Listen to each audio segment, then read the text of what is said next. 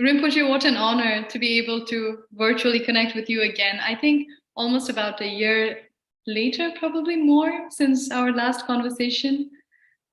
Thank you for agreeing to do this conversation. I'm very happy to be here.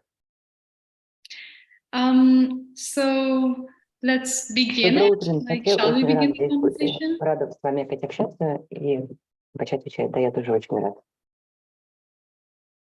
Sorry, I think.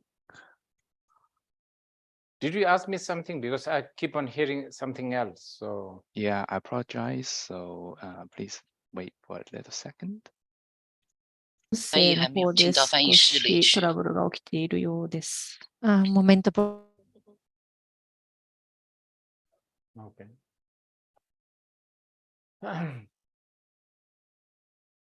Okay, are we good now? Yep, are we good? Yeah, good. Thank you. Okay, perfect. I think so. As I was saying, Rinpoche, thank you for agreeing to do this interview. And first of all, yeah, of course, congratulations on Dakini.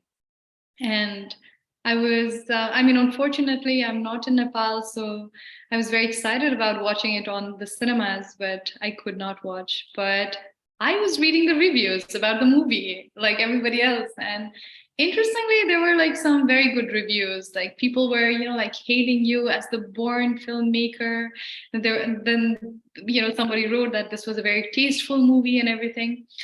But then there were also some reviewers who were not exactly very satisfied with the, filmography and stuff. And so, as an artist and a Buddhist monk, how do you deal with your successes and your failures? What is your attitude towards those events after you have produced a work of art? I think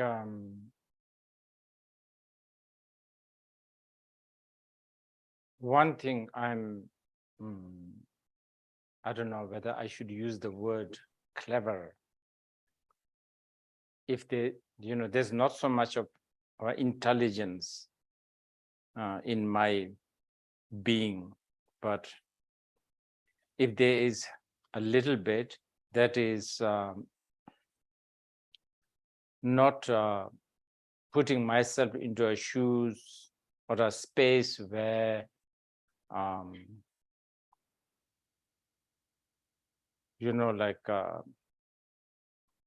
especially I'm talking about film. I try to be really aware right from the beginning that this is only for certain people. So success and failure, therefore, is quite in my context, in my film world, it's sort of safe. I'm not really, it's not ambitious in many ways, especially commercially. I guess when we talk about success and failure, many times we end up, especially when we talk about film, we end up talking about commercially successful, right? I think so. Most of the time, that's how people seem to measure. Since I have consciously decided not to really fall into that zone, I myself, in one way, I'm happy that we have done this. But of course, on the other hand, as somebody who has written and directed, there's never a satisfaction. I watched it the other day, and I can see there's a lot of things that I could have done different. Which is definitely an interesting perspective. So Rinpoche, say, for example, as you said, and correct me if I'm interpreting this wrong, but you do not just produce a work of art in order to be, successful, or like failure or success does not really bother you too much.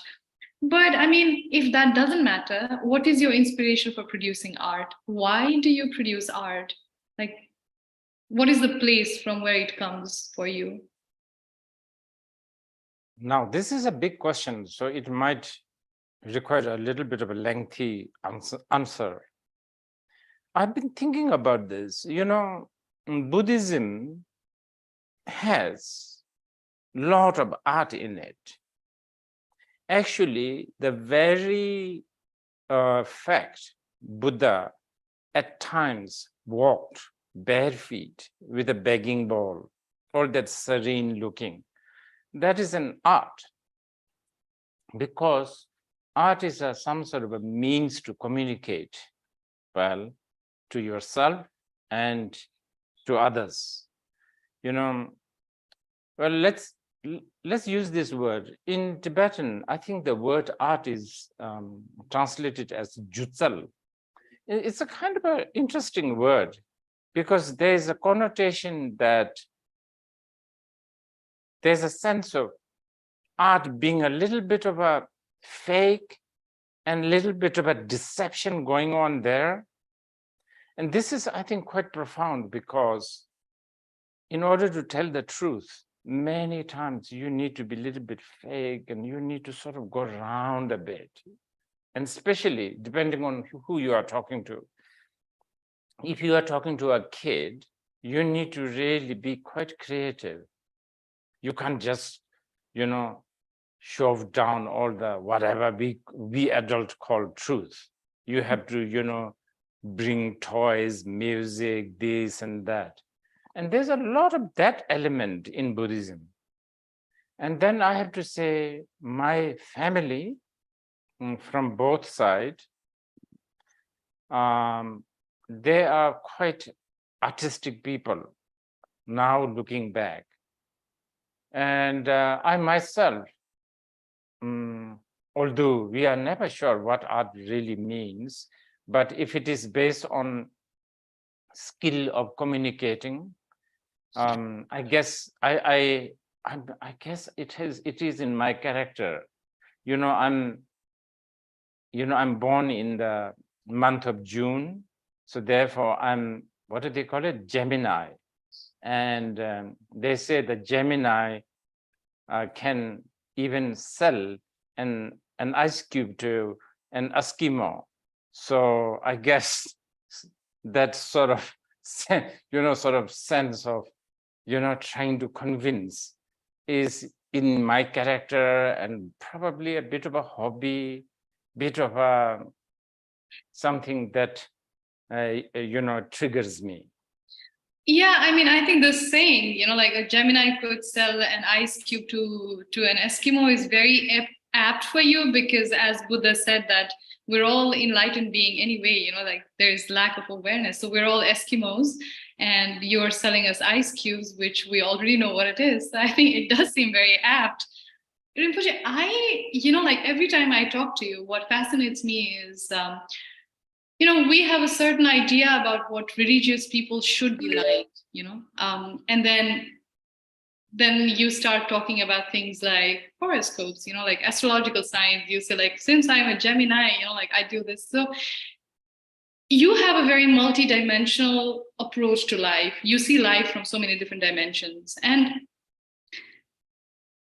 how do you reconcile between these two personalities? The one of a curious learner that you probably are. I guess, I believe you are a curious learner. And on the other hand, you assume this very serious, very grave role of being a guru, a master, a path shower to a lot of people, right? Like, so how do you reconcile between these two roles of being a learner and a teacher? Again, wow, one after another, big questions.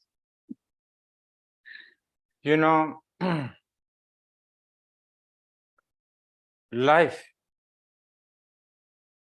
our life is sort of a packaging, isn't it? And there's a new packaging, and then there's an old packaging that we just don't know how to shrug off, so to speak. In the ancient time, I think Buddhism was really packaged as science, as this truth-seeking laboratory, endeavor, whatever path. That's what it was. The truth is the most important. As the, time goes by, Buddhism somehow got packaged into this packaging called religion. And the religion always is associated with morality, code of conduct. So yes, I have been asked many questions. I have been asked many times, oh, you as a Buddhist practitioner and even some sort of a teacher, how do you sort of make film? This is, to me, many times, it's a little strange question. It's almost equal to somebody asking you, hey, aren't you Buddhist? Why do you type? Doesn't it sort of conflict? Not really, because film, if it is done properly, it can, it is a language, it is a tool, and with the right motivation and the right skill, you could do a lot of good things with a film. Image is so powerful. And then, of course, the editing and the sound and it has so much impact, isn't it? So reconciling between these two life, philosophically, psychologically, I don't have any issue. But of course, as I said, the society somehow thinks like this. And I guess it's going to take some time to, the society to change this kind of thinking. Because, practitioner, Buddhist, should be understood as a truth seeker, just as MIT student who is there to learn science. Mm-hmm. That's very well said. I'm asking you these questions because, as film especially, it's not a solitary art. It's not really like producing a piece of music like Beethoven or Mozart, or like doing a painting like Henri Matisse or Monet or Renoir, right? Like this is a team effort, right? Like you're working, and also you're working with some of the best cinematographers like Mark Lee Ping Bing, right? Like, so you are working with the professionals in these movies, and it's a team effort. So, you are a guru where you are used to giving people advices, like this is how you do things. And suddenly you're in a team where there are like new technologies, like disruptive new digital technologies, and you don't know about them. I'm assuming maybe sometimes you don't know about them and somebody corrects you, Rinpoche, this is not how you do it, like you do it like this. Do you have reality check? Does your ego get a little bit hurt in those situations, or do you look at these things playfully and not really take your, position of being a guru too seriously? Okay. I should tell you, film director can be a tyrant too. Sometimes film director can be actually equally, if not more, a dictator. But one thing, this is something that a lot of people seem to not understand. To be a dictator is difficult. People should try one day. You really need to learn how to lure people.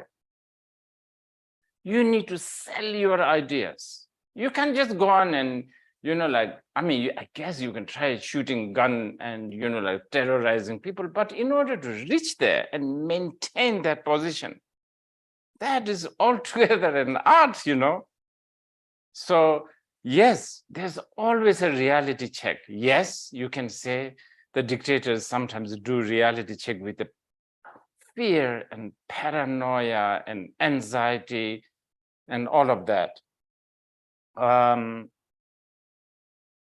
But you are talking about working with a professional. Yes, I have to say, I have learned a lot. This is, my photographer, the editor, in the past also, really good photographer, editor, production designers. I have learned a lot from them. But I think I want to say to young filmmaker, aspiring filmmaker, that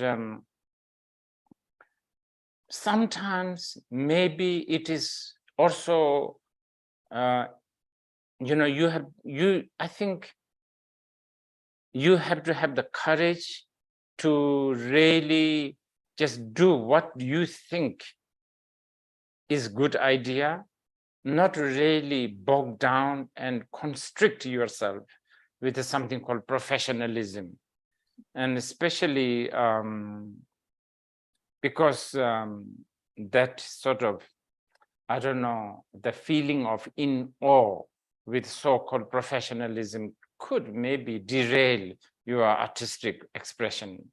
Mm-hmm. Rinpoche, earlier in this conversation, you talked about the concept of art as it is perceived in Tibetan scriptures or Tibetan community, which is basically a layer of deception which can help you see the truth beyond, if I understood it correctly. So let's talk about your recent movie, Dakini. If Dakini as a movie, there is the, I'm recalling this poem by this statement by this poet called Adrienne Rich, where she says, if words are veils, like something that hides, if words are veils, what are they hiding? So I'm also always very fascinated by the medium that artists deploy, because they are definitely trying to give something more than their medium, either through language or visual, right? Like, so in a similar fashion, what was the truth, or what was the idea that you were trying to sell through the deception of this movie, Dakini?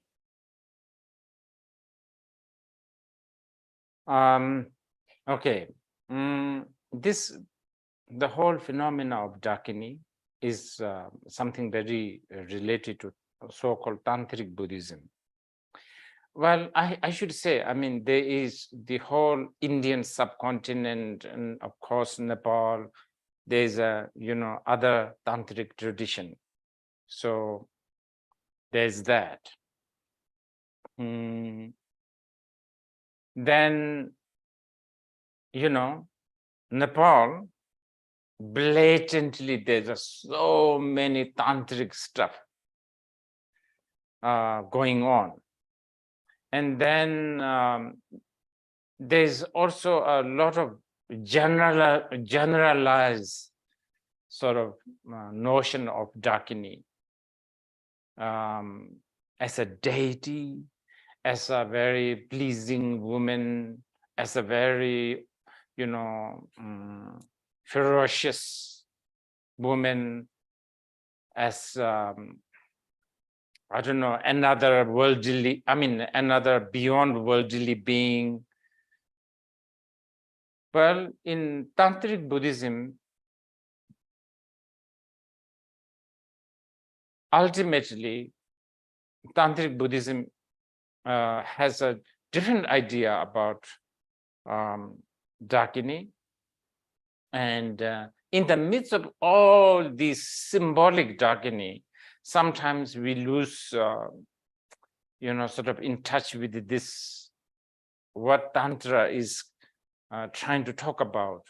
So I guess I have a little bit of an attempt to really express that. Of course, it's all interwoven with folklore, superstition, mythology, philosophy, which is what makes it beautiful, actually. It should be like that. It should never, it cannot be expressed raw, naked, and, like obvious. I guess you can, to somebody who can really chew, who can really swallow, who can really appreciate, and who can really see it. But for those who can't, you have to you have to weave all these. But the danger is always the symbolism, mythology, stories, they tend to hijack a lot of times the real meaning of not just Dakini, Buddha even, or the Dharma. And I thought, even to, arouse a little bit of a curiosity is worthwhile. Mm-hmm. Rinpoche, like this concept of Dakini, and pardon me, I'm a lay person. I don't really know what the term entails, but we live in a world where the concept of femininity or masculinity are becoming volatile. We're contesting what it means to be a woman or feminine, or like what is the idea of an empowered femininity in our times. So when I heard the name of the movie, Searching for a Lady with Fangs and Mustache, I was struck by this amorphous nature of the title, right? Like, so a feminine is not just a feminine; she's also the masculine, whatever mustache could, signify, or she's also feral, like a monster, like a witch or whatever. So, in the world that we live today, the concepts, the way we perceive the world is very binary, either good or bad, either masculine or feminine, or black and white. So as a philosophical tradition, I'm speaking about Buddhism, which encourages us to see the world in a spectrum and not just binaries, negative and positive, but through the spectrum, the 7 colors that fall in between. Do you find sometimes it difficult to get your message across what you're trying to say, because our framework is so binary, the way we see the world is so binary? And is there a reason why you chose this title for this movie? No, this is a very important again. And probably this is one uphill battle that we have to fight. I think especially after colonial influence, really, and by the way, colonialism, as a lot of people, intellectuals say, it's not really finished, it's actually prevailing. I think, this is really important, people know, like Indian wisdom or the Chinese wisdom really don't have too much of this black and white, bad and good, Okay, I'm generalizing a lot, okay? Whereas the colonial culture has a lot of that, black and white.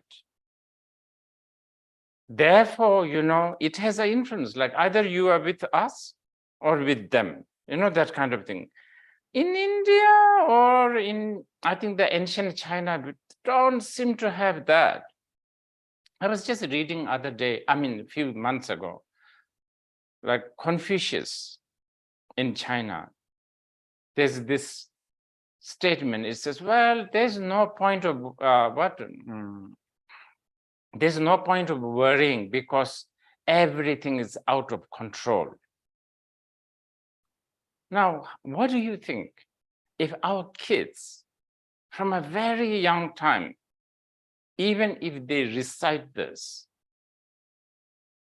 it will have some sort of a, influence in our, there's no point of worrying because everything is out of control. That's kind of a, important message. Now we don't hear like that. Oh, you have to worry. You can do it. It's in your hand. You are the boss. You can do it. That kind of culture. But anyway,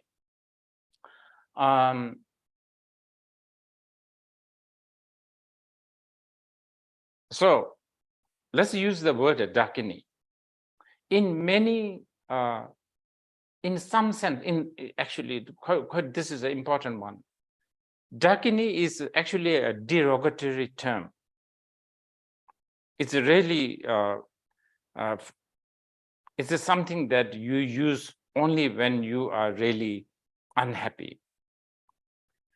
Now, you see, this is the thing, in the Tantric Buddhism, everything that's considered not good and bad and lowly and, unwholesome is wholesome. This is, I'm trying to put this into, what do you call it, the film also. There's a part where our, characters, they have this situation where they have to go and see a master.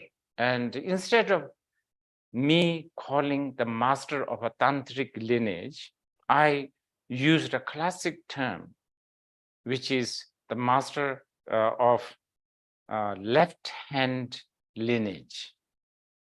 Many times Tantra is called left-hand lineage. And the reason is, in the societies, in many societies, I think, left hand is considered lower. You know, it's like, I don't know, inappropriate. But Tantra, seeing that, deliberately try to break through this. There's a lots and lots of this. And then, yes, as you very appropriately put it, the masculine and feminine sort of the blurriness, the Dakini with the mustache and the fang, the masculine character applied on feminine base, so to speak. There's a lot of this in the Tantra, but you know, all these are kind of people, all this kind of thing what we are discussing. You know, for intellectuals, maybe this is intellectually stimulating and, you know, satisfying. But in our day-to-day life, it's kind of useless, right? In the day-to-day life, it's better to have, this is wrong, this is right, this is good, this is bad. But what I think the Buddhists are saying is, okay, you can do that, but don't forget, there is no such thing as really bad. There is no such thing as a really good. As long as you have this in your head, then what it does is it will liberate you from being so obsessed with this is the only way, my way is the only way, this system is the only way that works not only for me, not only for you, but for the whole world. So this kind of sort of, what do you call it?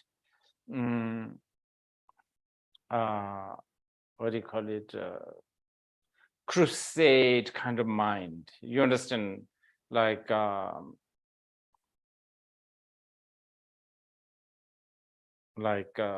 do you call it? You know, they're out there need to be educated. Mind is lesser, I think. Okay. You know, you ask all these very difficult questions. I mean, quite tough questions. So I don't know whether I'm making it clear. Maybe, anyway, please. No, you're doing a good job of selling ice cubes. No, but also I think the blame is on you because I told your disciples that I probably am not a good interviewer because I'm not a Buddhist. I don't believe in enlightenment so much, but I'm told that, you know, fools like me could be the right medium to ask questions. So you chose this for yourself. Okay. And Rinpoche, you know, what you just said about the nature of crusade mind, you know, this mind about them versus us. I have a question that just popped up in my mind. And if this is inappropriate and you would like to skip, just let me know. I don't want to push it. But this just reminds me of a recent Dalai Lama case where, you know, there was a small footage. And I see this because I find it quite interesting. I mean, we live in an age where the entire content could be sliced down to 9 seconds Facebook reels, and people only have that attention span or, you know, that kind of time or attention to indulge in content, right? So we live in an age where the contents are bite-sized and people make a judgment being based on a small slice, maybe one frame of picture instead of the entire movie, probably, I don't know. But in this entire Dalai Lama case, I as a neutral person, I like Dalai Lama because of this quote he said, and it's my favorite quote, where Dalai Lama said, "Be kind whenever possible. It is always possible." And it's my favorite quote. I like Dalai Lama, but I'm also not his disciple. So when this entire Dalai Lama scandal kind of like broke out, I saw that there were people, especially I'm in the West right now, I'm in the US, right? Like, so people have very very rigid ideas about like what is right and what is wrong, like, you know, like what are the sexual activities and what are not. And on the other hand, like the Buddhist community was also quite agitated. They wanted to teach, you know, oh, this was the tradition in the Tibetan ritual or whatever. So somehow I have a feeling that just by, you know, getting a, I'm sorry if I'm offending any community, that's not my intention. I'm just trying to understand human mind, including mine. Okay, I'm also like that. But I feel like just because I wear a certain kind of cloth, I wear a Buddhist robe and somebody wears a robe of a feminist activist, we don't become different. It takes a lot to change mind. We all have crusaders' mind. Do you think that is right assessment, or is that a right analysis? Or you don't, you want to skip the question? What's the relationship between the crusader mind and all of this? So I felt like, you know, Dalai Lama was attacked by the Western media, if I can say so, or people with certain kind of Western belief. But the Buddhists, they also attacked a lot of, like, you know, so on social media, there was a campaign, they're like, oh, they were defending Dalai Lama so bad. And I was sitting there and thinking, does Dalai Lama really need someone's defense? I mean, if he's enlightened, he's Bodhisattva, he's the incarnation of God itself, is it necessary that, you know, the disciples defend him? And by the way, Rinpoche, this reminds me of Oscar Wilde quote. I love Oscar Wilde. I think you will also love him if you read him. And then there is this one quote by Oscar Wilde where he says, if 3 people start agreeing with me, I feel I must have been wrong. So what is this business with getting a lot of followers defending you? Does Dalai Lama need anyone's defending? I don't know if he's God or not, but if he's a God, do we need to defend him? As a disciple, what is the discipline? I mean, not to slip into this crusading mind. Okay, it's like this. I think this one really requires a proper answering. But I feel that on the both sides of the, what do you call it, equation, at this point, people are not ready to really hear a true, what do you call it, conversation. I'm not saying that I have a, you know, like the answer to this, but I think we need to really, really be aware of the power of social media. You know, you can't just always conveniently use it when it works for you, and then sort of protest when it doesn't work for you also, you know. So I think from all sides, we need to be really aware. And then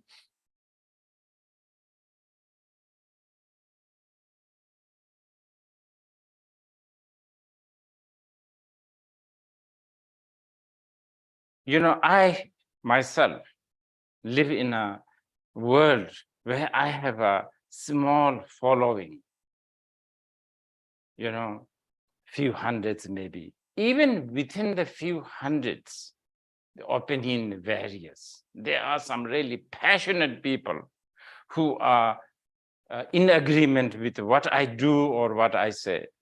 And there are people who are, you know, like totally against it. I think we, especially people who are in kind of a position where you are like a public figure, or you are a teacher, or a supposedly an influencer, we just need to realize that we have to now live with this kind of a world. So, but as I said, I have my own reading on this, but at the moment, I think maybe both sides is not really ready to sort of digest or have a proper conversations. So maybe another time. Sure. Yeah, absolutely.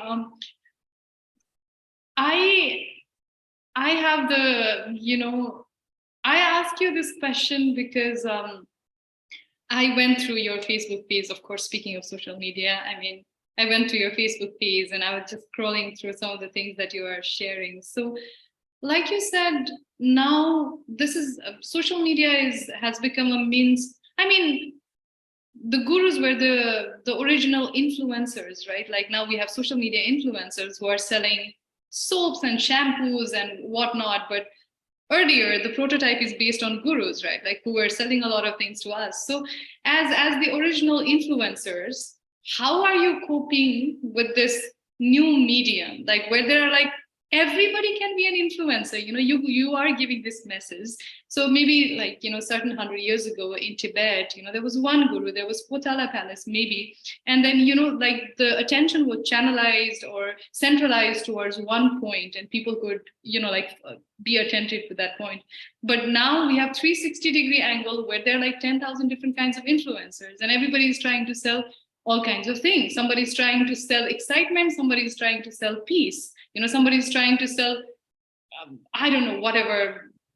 Somebody's trying to sell wisdom. So in this world of selling constantly, how do you see yourself as a master, as a Buddhist master? Like, how are you coping with it, or are you enjoying it? Before our interview, you tell me that I'm enlightened, right? And this is a good chance that I want to clarify. The very reason why I'm not enlightened, there are many reasons. The one reason I can give you is I do really care about my skin, not necessarily, this materialistic skin, but in the, metaphorically, I have to save my skin. I'm always paranoid about, how people will look at me, how people will see me. I have to say this. Now, the reason why I never had a Facebook before, but then people tell me, hey, that was such a good photo. That was such a good teaching on your Facebook. That's what they say. This is like 10, 15 years ago, before, when Facebook phenomena was just, starting. So I was thinking about, I never had one. What do you mean? So then actually I went through the Facebooks, and then I saw actually there's few that's supposedly me. Now, and these Facebooks, they were all, I later realized they were actually kindly and with a good intention started by so-called my fan or devotees or people who are, on my side. But the problem with this Facebook is they all have my image that's like so serene and like a godlike on the throne, speaking always the proper nice things. Now, this really made me paranoid because how long can I hold on pretending that? So then, because I need to really sort of give the real picture, not completely. Of course, I'm never going to give everybody complete my picture. Of course, I'm I told you, not enlightened.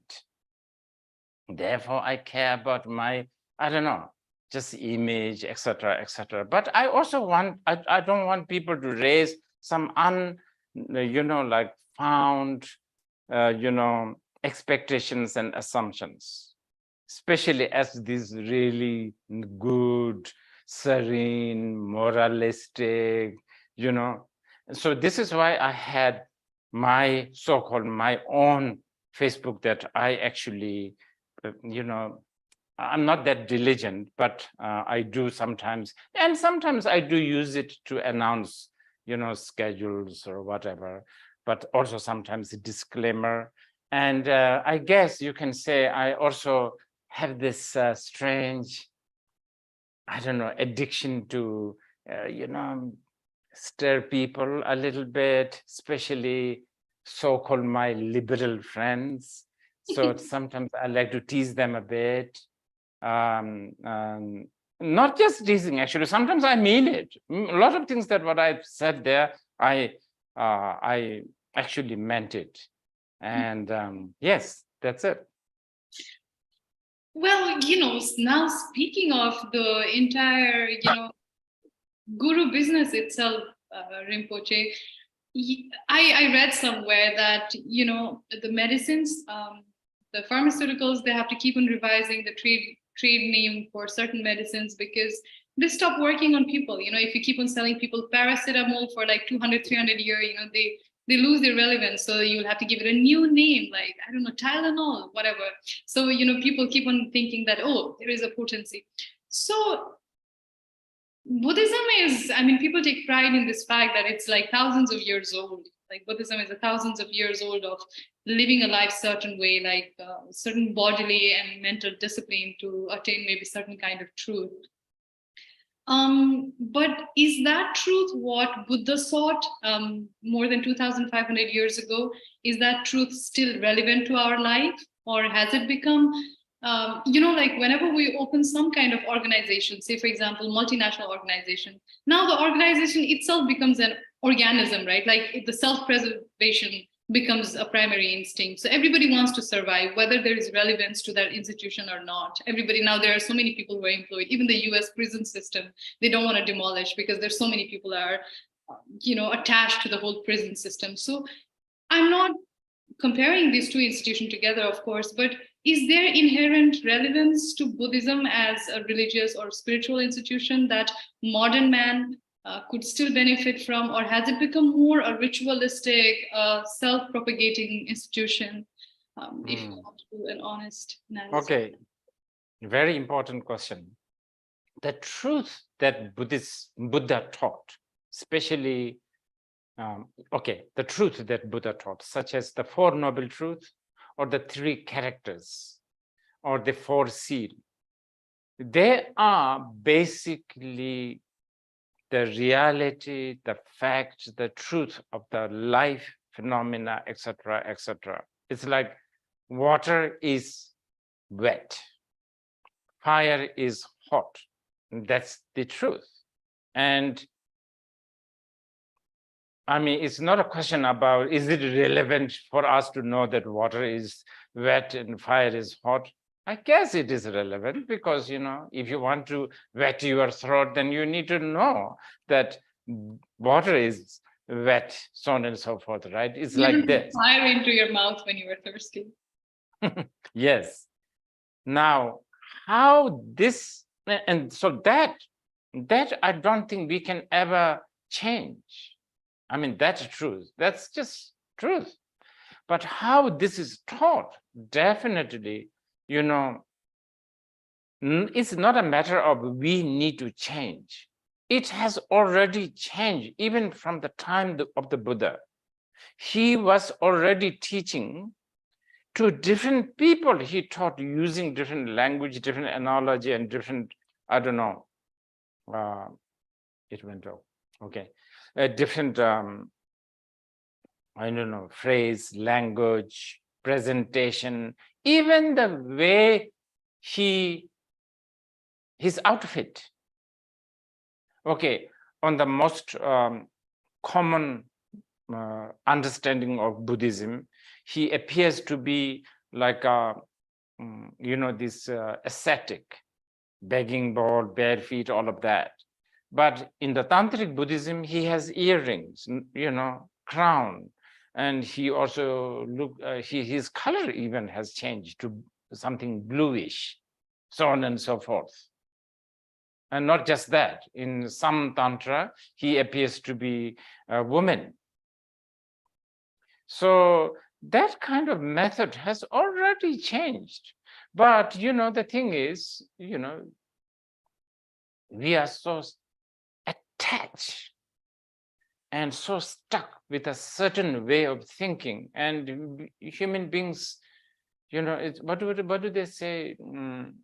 Old habit dies very hard, or something like that. Yeah, it's very much there. And I thought that is only relevant with you know, Tibetans, or I don't know, the Nepali, but I realized it's not. I'm discovering that old habit, die hard, very much applies with the Europeans and Americans, and, you know, I think, and so on and so forth. yeah.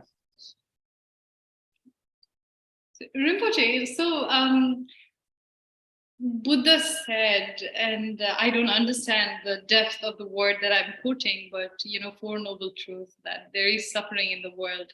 At least I know this truth. The rest three, I don't really know so much. Like, at least I know the first truth, that there is suffering in this world. But there was also this Buddhist quote. I don't know, it was attributed to Buddha, and I heard it from Osho, and Osho said he loved this quote a lot by Buddha. The quote was, "This very earth, this very body, the Buddha, this very earth, the lotus paradise." So there are two ways of looking into this world attributed to Buddha. The one is the way of looking into the world as the genesis of suffering, and the other is looking at your own body as the temple of Buddhahood, and the world as the lotus paradise, right? So how can a modern man benefit from either of these thoughts and ideas?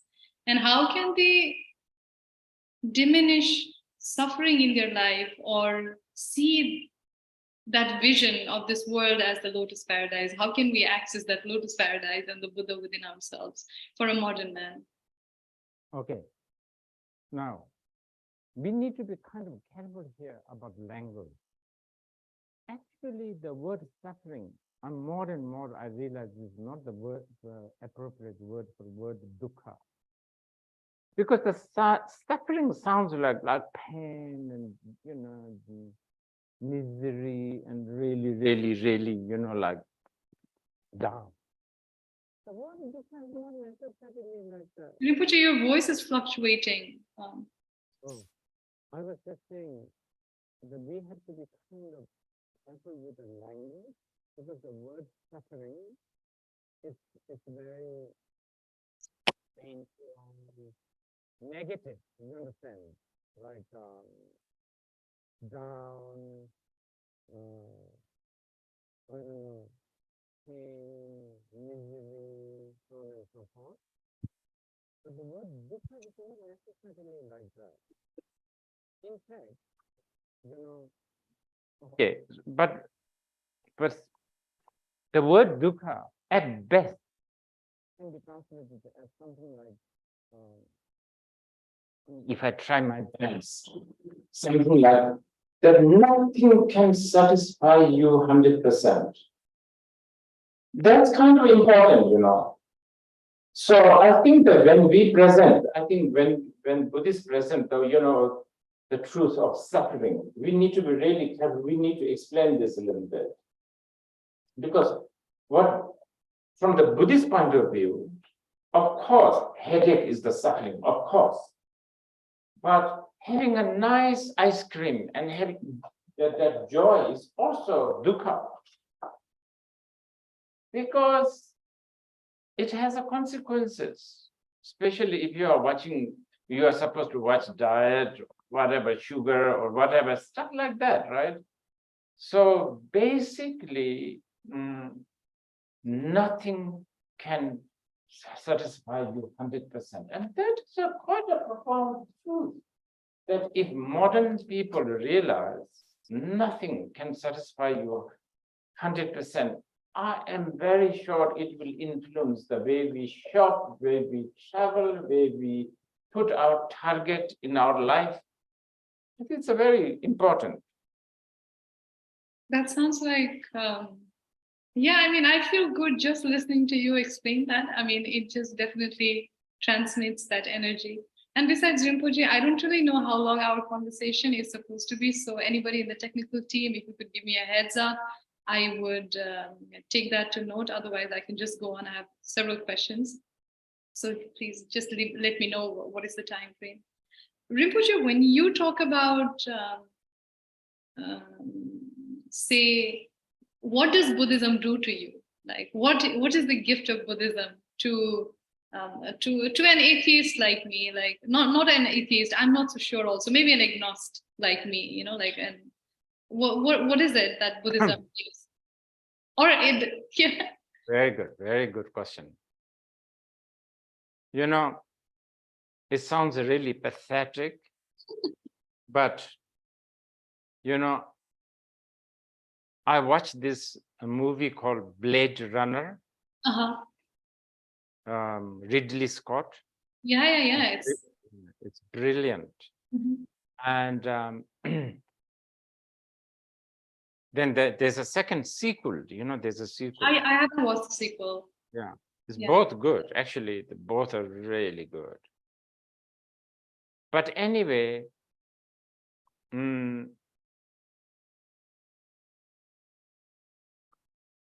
know, the movie is quite powerful because it really questions meaning of our existence,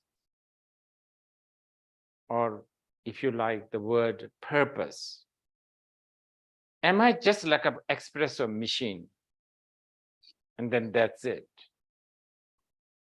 Now, if not for Buddhism, you know, I have to say this is why it's so pathetic. I should say, oh, you know, Buddhism is great, this, that, you know, all the, you know, like the light and the sensations and all of that. But I don't think it will help, especially our younger people, if you hear this, because that's just your feeling, that's just your, you know, sort of imagination, probably just your experience. You know, even if I say, oh yeah, Buddhism is great because just this morning I saw 100 Buddha appearing from my window, you know, all that, I can say whatever and doesn't matter. But when I watch that film, you know, even after all that, it really hits me, existentialist angst, right? You know, wow. And I have to say it's thanks to Buddhism, the whole package, that I feel, I don't know, meaning is, you know, the meaning of life, purpose of life. This word meaning and the purpose is so shallow, actually. But having heard the Buddhist teachings, I feel not hopeless. I feel very, and I can, you know, even appreciate a very simple poetry by somebody like Basho, who wrote a frog jumping on a pond and then there's a splash. Now there's the meaning of life. Fantastic, right?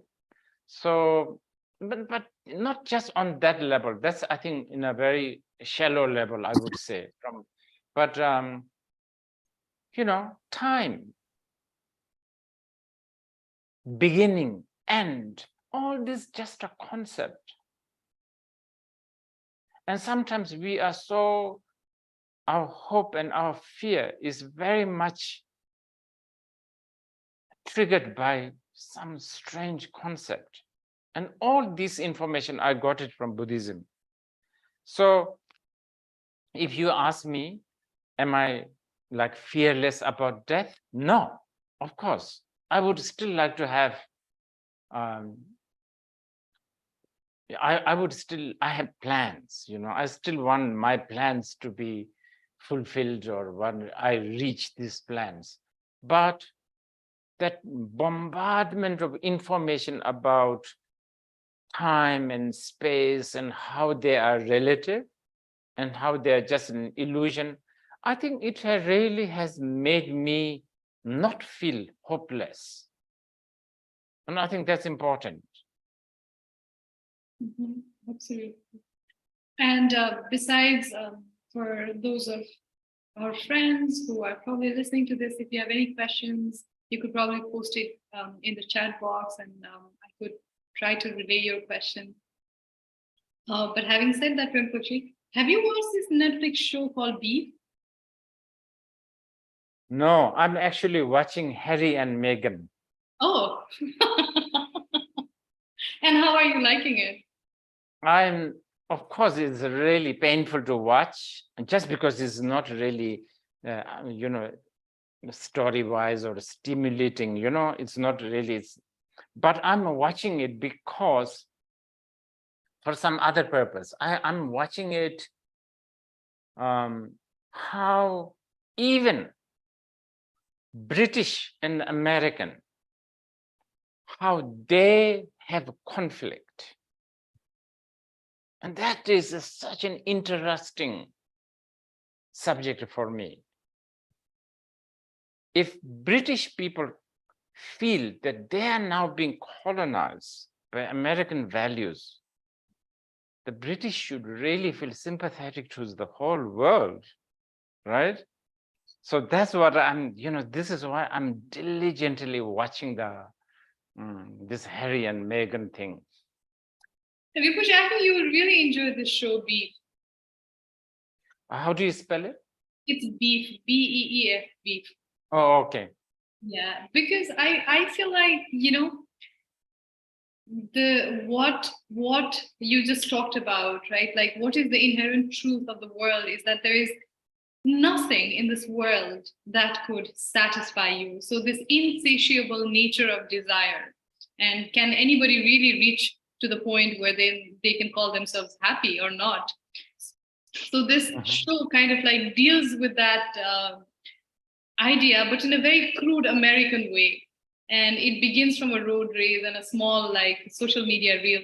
So I, like as I was watching that show, I was thinking like, if I could share that with you. Rinpoche, today I wanted to explore your personality. I mean, people have known you as a guru and the monk and everything. Today I wanted to explore your personality as an artist, like when you were born filmmaker, as New York Times, I think, called you, and as a Tibetan monk, I think you can take this born filmmaker to a whole new level with your incarnation business. So were you a born filmmaker, or is this a craft that you practiced over the period of time?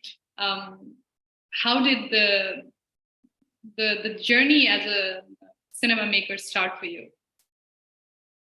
I think it started quite late. I was born in year 1961. So people should know that even in my 20s, a chance to watch anything that is moving picture is still very, very scarce. It's not like these days, you can just look at iPad, iPhone, Netflix, so on and so forth. Plus, I was raised very kind of traditionally, really, really strict, under strict traditional training. So, I mean, even learning English was very much, monitored or cautious. There was a lot of caution. I mean, forget movies. But it was so much later, like in my late 20s, I think, or mid 20s, when I was beginning to expose, when I discover films by all kinds of films, okay, James Bond, I don't know, Dallas, the television episode. I'm sure you guys haven't even heard the names because you guys are all like kids on this. And then also I encountered great films by people like Satyajit Ray, Victorio De Sica, Ozu. Ozu, wow, he is still, he's so good that he makes me depressed. Yeah, totally. Rinpoche, I mean, there's a question. I think now I have more or less come to the end of 1 hour time frame that I had designated. But I'm told that since you are the master after all, no matter how much you deny it, you have the authority to dissolve this meeting. So whenever you are bored, I guess you can take the cue and say like, okay, I'm done with this interview and I'll have to abide by that. But having said that, I have received a question from one of the audiences who is appropriately named Seth Paradox. So he or she asks the question, when we reside in this unsatisfactory world, what is the value of sharing with our fellows? In addition to that, nothing satisfies 100% notion. If nothing is satisfactory, what is the point of charity? I think this is what I understand from the question. What is the point of being kind? because it immediately liberates you from this delusion that something would satisfy you 100%. That's so good, isn't it? I'm not saying that people should stop shopping, or people should doing I don't know, do whatever they're doing. They must, they should continue, but they should just keep this reality that it's not going to fulfill your desire 100%. I think that is so good for even a good sleep. It's good for parenting, it's good for leaders, it's good for business management. I mean, holiday planning. Let's say we plan to go to Goa, lifelong dream to, I don't know, drink some coconut juice or something. But then you have all these ideas, and then you go there and you find, then you will have Goa syndrome the rest of the life, and that's sad. Exactly. Rinpoche, I think more or less, I think I should try to wrap up this interview, because Okay. yeah, I think I've come to the end of 1 hour designated time. But I wanted to ask you, last time we had a conversation at Bodhi Television, we talked a little bit about Licchavi House, and you were very excited about it. And I know now that it has opened, and there are people, and you had expectations and hopes from it. So what are your thoughts about Licchavi House now? How is it going? So far, with so much dedication, hard work from the team, it has been doing really well. I really want young, local youth to really take full advantage of this, get involved. And not just the local, people from all over the world.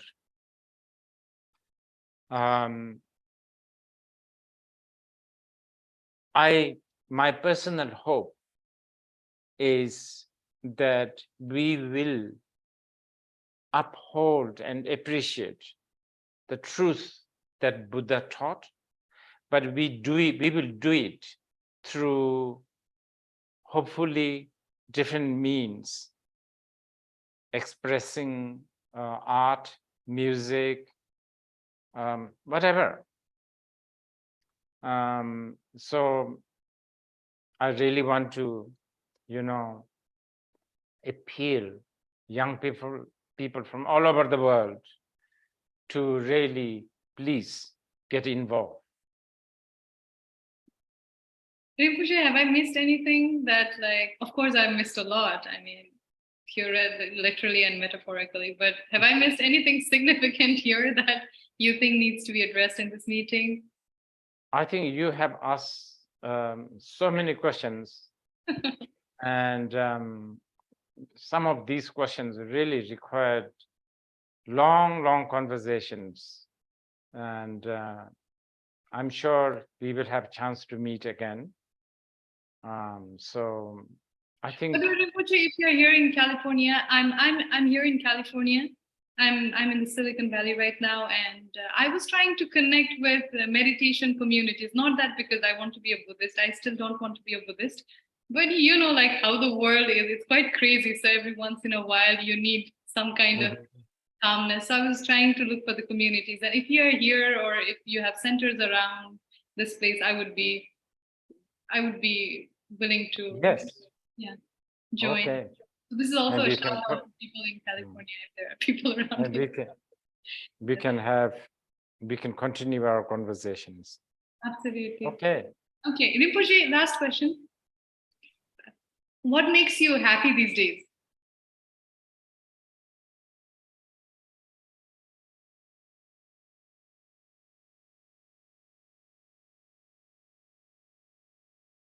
Wow.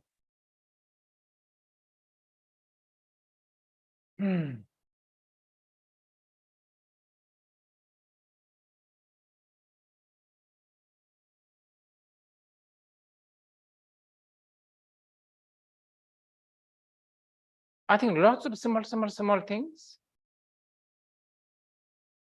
Lots of small things.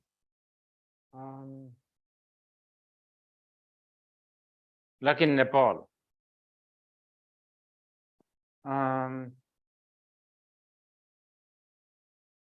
When I hear the temple bell, smell all this mixture of smell, like incense, dog shit, I don't know, whatever. And then the crowds, dog barking, I don't know. I guess it's something to do with the childhood. It takes you there. You feel really, you feel you are being transported. So I guess if you are asking me what makes me happy these days, I think this is it. And I guess that's why I'm here. And I guess I will come back for that. Beside, of course, the holy shrines and my Buddhist friends and all that. Okay. Thank you. Thank you. Thank you so much. Okay. Bye, Rinpoche. I think